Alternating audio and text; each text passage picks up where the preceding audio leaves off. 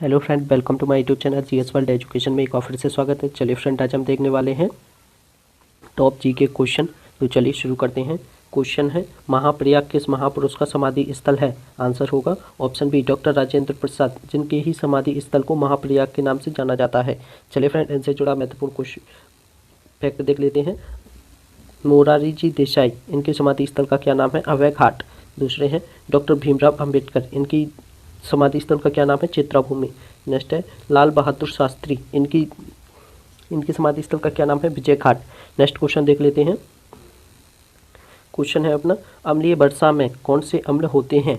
Answer होगा option D, ए तथा B दोनों। ऑप्शन ए में क्या है? सल्फ्यूरिक अम्ल तथा नाइट्रिक अम्ल, ये दोनों अम्लीय वर्षा के मुख्य घटक होते हैं। इनसे जुड़ा इंपॉर्टेंट क्वेश्चन देख लेते हैं।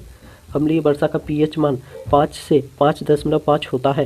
दूसरा है सल्फ्यूरिक अम्ल को ही गंधक कहते हैं। नेक्स्ट क्वेश्चन है, रेल बजट को आम बजट से अलग किस समिति की सिफारिश पर किया गया था? आंसर है सी, एकवर्त समिति की सिफारिश पर रेल बजट को आम बजट से अलग कर दिया गया था। यह समिति कब आई थी? 1924 में। कब आई थी? 1924 में। इनसे जुड़ा महत्वपूर्ण फैक्ट देख लेते हैं। यहाँ पर आए हैं कस्तूरी रंगन समिति, इनकी सिफारिश पर नई शिक्षा नीति का कस्तूरी रंगन समिति के द्वारा नई शिक्षा नीति आई।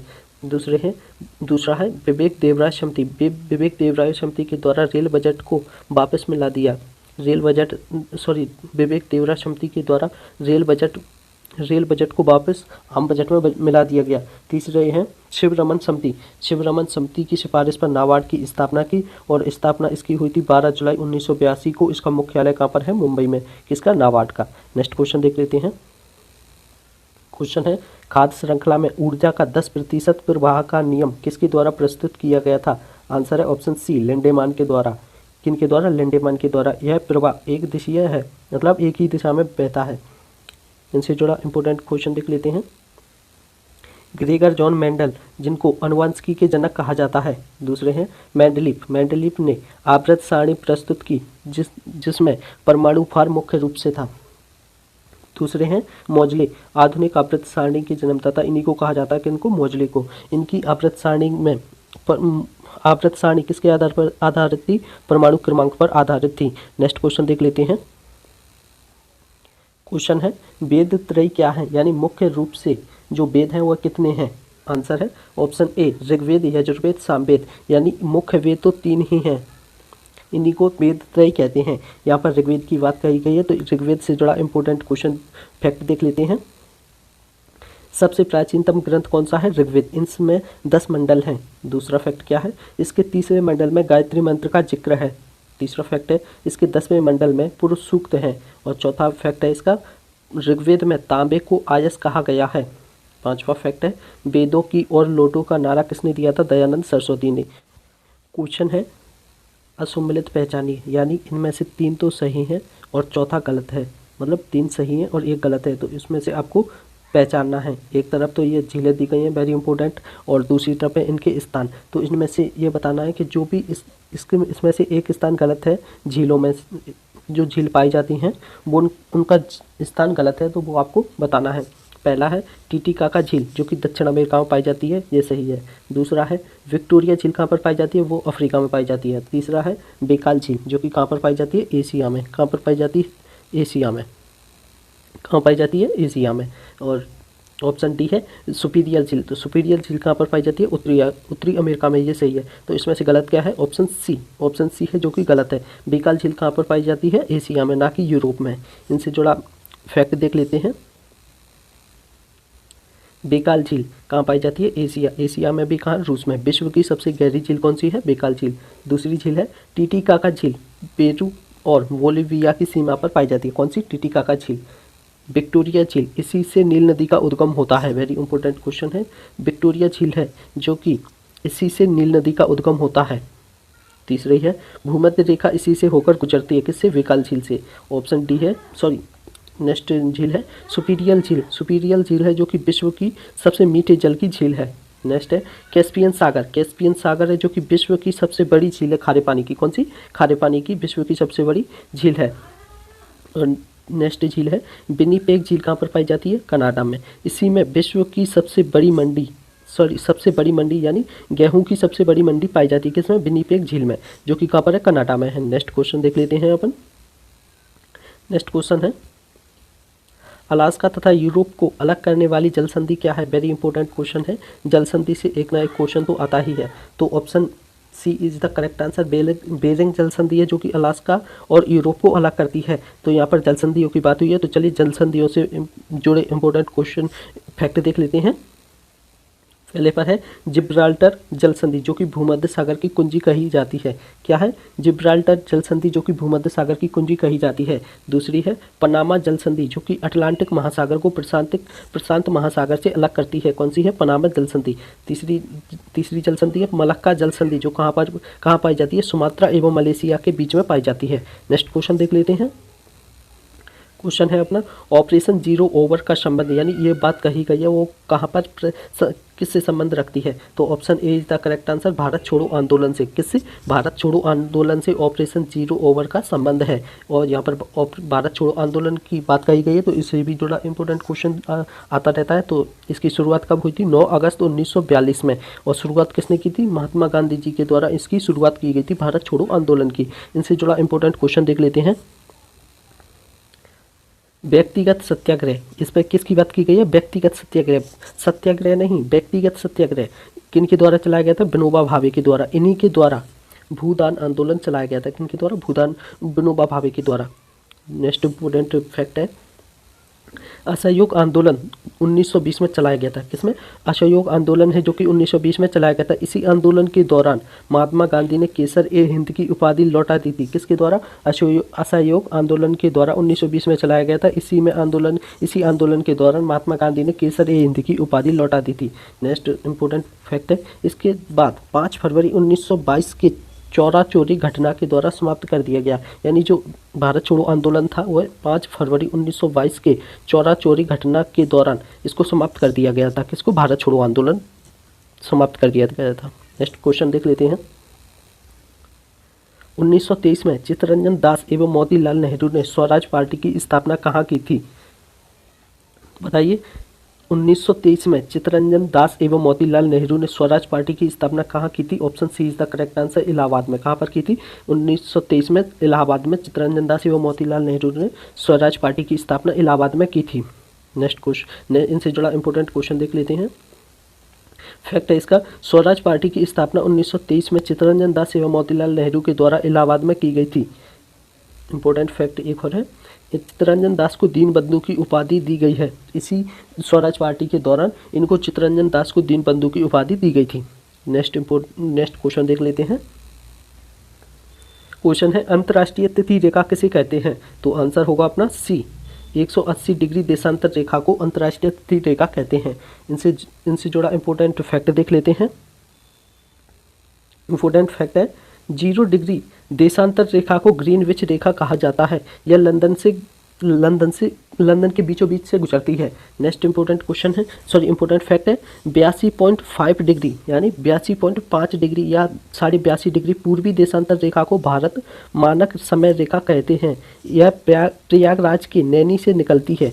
यानी कि जो 82.5 डिग्री देशांतर रेखा है इसी को भारत मानक समय रेखा कहते हैं। यह प्रयागराज के नैनी से निकलती है। यहाँ पर 180 डिग्री देशांतर रेखा को तिथि रेखा कहा जाता है। 180 डिग्री को क्या कहा जाता है? 180 डिग्री को देशांतर रेखा या तिथि रेखा कहा जाता है। नेक्स्ट क्वेश्चन है अपना लूनर कास्टिक क्या है? लूनर कास्टिक क्या है? तो आंसर होगा option D is the correct answer, AgNO3 जो कि लूनर कास्टिक होता है। ये लूनर कास्टिक का प्रयोग कहाँ पर होता है? जो अपन बोर्ड डालने जाते हैं ना, वो इंक लगाते हैं उंगली पर, उसी में इसका प्रयोग किया जाता है। बोर्ड डालने वाली इंक में इसका प्रयोग किया जाता है। इनसे जुड़ा इंपॉर्टेंट फैक्ट देख लेते हैं। CuSO4 कॉपर सल्फेट का यह रासायनिक सूत्र होता है। कॉपर सल्फेट को ही नीला थोथा कहते हैं। दूसरा इंपॉर्टेंट फैक्ट है NaHCO3 सोडियम बाइकार्बोनेट का सूत्र होता है। NaHCO3 सोडियम बाइकार्बोनेट, इसी का नाम दूसरा क्या है? खाने का सोडा। तीसरा इंपॉर्टेंट फैक्ट है Na2CO3 sodium carbonate sodium carbonate, इसी का दूसरा नाम क्या है? धुएं का शोला। नेक्स्ट क्वेश्चन देख लेते हैं। क्वेश्चन है अपना, विश्व के महाद्वीपों की चोटी का सम्मिलित कीजिए। मतलब ये 4 नाम दिए गए हैं, इनमें से एक गलत बताना है आपको। तो वह कौन सी चोटी है जो कि गलत स्थान पर यहाँ पर लिखी गई है? ऑप्शन ए है माउंट एल्ब्रोज जो कि यूरोप में पाई जाती है, यह सही है। ऑप्शन बी है माउंटेन डेनाली, माउंटेन डेनाली है जो कि उत्तर अमेरिका में पाई जाती है, ये भी सही है। तीसरा है ऑप्शन सी है माउंट एकांकागुआ, ये कहाँ पर पाई जाती है? दक्षिण अमेरिका में। और ऑप्शन डी है माउंट विंसन, माउंट विंसन है जो कि ऑस्ट्रेलिया में नहीं पाई जाती है, माउंट विंसन है जो कि ऑस्ट्रेलिया में नहीं पाई जाती। Option D is the correct answer. Next important fact देख लेते हैं। ऑस्ट्रेलिया में कौन सी चोटी पाई जाती है? कोसियस को। कौन सी पाई जाती है? कोसियस को। और यहाँ पर क्या नाम दिया गया था उसको? Mount Vinson. तो माउंट विंसन गलत हो जाएगा। ऑप्शन डी में यह लिखना था ऑस्ट्रेलिया की सर्वोच्च चोटी, ऊंची चोटी कौन सी है? कोसियस को। और अफ्रीका की चोटी कौन सी है? Mount Kilimanjaro. कौन सी है? किलिमंजारो। और एशिया की सबसे ऊंची चोटी कौन सी है? Mount Everest. कौन सी है? Mount Everest. नेक्स्ट क्वेश्चन देख लेते हैं। 78 ईस्वी में कुषाण शासक कनिष्क ने कौन सा संवत चलाया था? आंसर है ऑप्शन बी शक संवत। कब चलाया गया? किसने चलाया था? कुषाण शासक कनिष्क के द्वारा। किसके द्वारा? कनिष्क के द्वारा 78 ईस्वी में शक संवत चलाया गया था। इसी को राष्ट्रीय पंचांग घोषित किया गया है। इनसे जुड़ा इंपॉर्टेंट फैक्ट देख लेते हैं। विक्रम संवत के द्वारा चलाया गया, विक्रम संवत के द्वारा 58 ईस्वी में उज्जैन के विक्रमादित्य के द्वारा चलाया गया था। क्या है? विक्रम संवत है जो कि 58 ईस्वी में उज्जैन के विक्रमादित्य के द्वारा चलाया गया था। दूसरा है गुप्त संवत। गुप्त संवत कब चलाया गया था? 319 ईस्वी में चंद्रगुप्त प्रथम के द्वारा। किसके द्वारा? चंद्रगुप्त प्रथम के द्वारा गुप्त संवत 319 ईस्वी में चलाया गया था। नेक्स्ट क्वेश्चन देख लेते हैं। क्वेश्चन है दीनबंधु की उपाधि संबंधित है, यानी दीनबंधु की उपाधि किसको मिली है? इन तीनों ऑप्शनों में से किन के पास है? तो option C is the correct answer. Chittaranjan Das. कौन है? अभी मैंने बताया था आपको, चित्तरंजन दास जी हैं जो कि दीनबंधु की उपाधि मिली है इनको। Option C is the correct answer, Chittaranjan Das. इनसे जुड़ा इंपॉर्टेंट फैक्ट है, चित्तरंजन दास एवं मोतीलाल नेहरू के द्वारा स्वराज पार्टी की स्थापना की गई थी 1923 में। चलिए फ्रेंड, इनसे जुड़ा इंपॉर्टेंट फैक्ट देख लेते हैं। शेख मुजीबर रहमान बांग्लादेश के प्रथम राष्ट्रपति हैं। कौन है? शेख मुजीबर रहमान है जो कि बांग्लादेश के प्रथम राष्ट्रपति थे। इनको बंगबंधु की उपाधि दी गई थी। किनको? मतलब कौन सी उपाधि दी गई थी? बंगबंधु। बिल्कुल कंफ्यूज मत होना। बंगबंधु किनको दी गई थी? शेख मुजीबर रहमान को, जो कि बांग्लादेश के प्रथम राष्ट्रपति थे। और दीनबंधु किनको दी गई थी? चित्तरंजन दास को। नेक्स्ट इंपॉर्टेंट फैक्ट है, स्वामी विवेकानंद को यह नाम खेतड़ी के राजा अजीत सिंह के द्वारा दिया गया था। यानी स्वामी विवेकानंद को जो नाम दिया गया था वह किसने दिया था? खेतड़ी के राजा अजीत सिंह के द्वारा नाम दिया गया था। और इंपॉर्टेंट फैक्ट है, सरदार वल्लभ भाई पटेल सरदार की उपाधि बारदौली सत्याग्रह में महिलाओं के द्वारा दी गई थी। जो सरदार वल्लभ भाई पटेल हैं, इनको सरदार की उपाधि किन के द्वारा दी गई थी? तो बारदौली के सत्याग्रह में महिलाओं के द्वारा दी गई थी। नेक्स्ट क्वेश्चन देख लेते हैं। क्वेश्चन है अपना, देश व उसकी राजधानी असम्मिलित कीजिए। वही 3 सही है इनमें से और एक ऑप्शन गलत है जो कि आपको बताना है। तो ऑप्शन ए है चिली, जो कि सेंटियागो जो कि है सही है। चिली की राजधानी क्या है? सेंटियागो। दूसरा है ऑप्शन बी, क्यूबा की राजधानी कहाँ है? हवाना। कहाँ पर है? हवाना। ऑप्शन सी है खार्तूम। क्या है? खार्तूम है, जो कि इसकी राजधानी कहाँ पर है? सूडान में। और ऑप्शन डी है अस्ताना। अस्ताना की राजधानी कहाँ पर है? कजाकिस्तान, जो कि गलत है। कजाकिस्तान अस्ताना की राजधानी नहीं है। इनसे जुड़ा इंपॉर्टेंट फैक्ट देख लेते हैं। कजाकिस्तान की राजधानी कहाँ पर है? नूर सुल्तान। कहाँ पर है? नूर सुल्तान। यानी कजाकिस्तान की पहले तो अस्ताना ही राजधानी थी, लेकिन अब कहाँ पर हो गई है कजाकिस्तान की राजधानी? नूर सुल्तान। और इनसे जुड़ा इंपॉर्टेंट फैक्ट है, विश्व का लैंडलॉक देश कजाकिस्तान है। मतलब विश्व का एकमात्र लैंडलॉक देश कौन सा है? कजाकिस्तान है। चलिए फ्रेंड, मिलते हैं नेक्स्ट वीडियो में। तब तक के लिए जय हिंद। अगर आपको ऐसी ही वीडियो देखना है तो प्लीज़ हमारे चैनल को जरूर सब्सक्राइब करें, साथ ही साथ बेल आइकन को भी प्रेस कर लें। और वीडियो अच्छी लगी हो तो लाइक एवं अपने दोस्तों में शेयर जरूर